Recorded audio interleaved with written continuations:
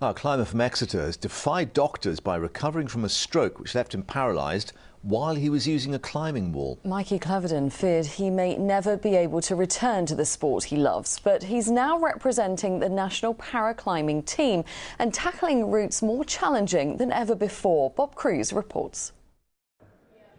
Mikey Cleverdon is a senior instructor and coach at the Key Climbing Centre in Exeter. He's also in charge of setting out the many different routes up these walls. That's why he's making short work of this climb. But just over 5 years ago, he thought his life was over. He had a stroke halfway up the wall here while setting demo routes for the opening day launch event and was completely paralysed down his right side. Just as I was bottoming hold to the wall, the whole world just went upside down. It's really hard to remember exactly everything that happened. I just remember being very giddy, really disorientated.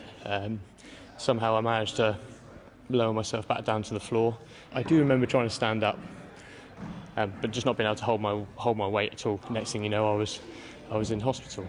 He couldn't walk, struggled to talk and was unable to make sense of anything for at least a week. Then the weight of what had happened began to sink in and he realised his climbing days may well be over.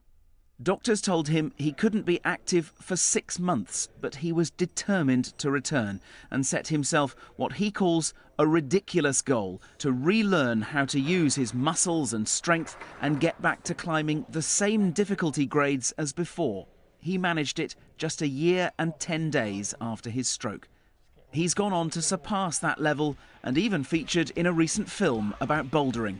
That was probably one of the biggest things to happen in climbing for me. I was like overwhelmed to be involved. Just still, almost can't believe it still to some degree. An amazing movie full of climbing legends and my own heroes.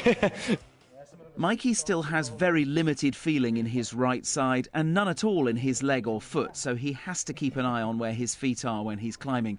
But he's gone from feeling like it was all over to believing he can achieve anything.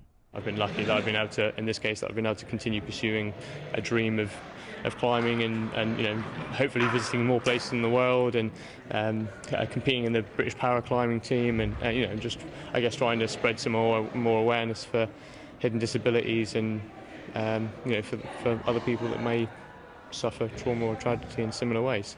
He believes it is only the mind that prevents people from achieving their goals and hopes others will take inspiration. If anyone can be inspired by his story, he says, it's a story worth telling. Bob Cruz, ITV News, Exeter.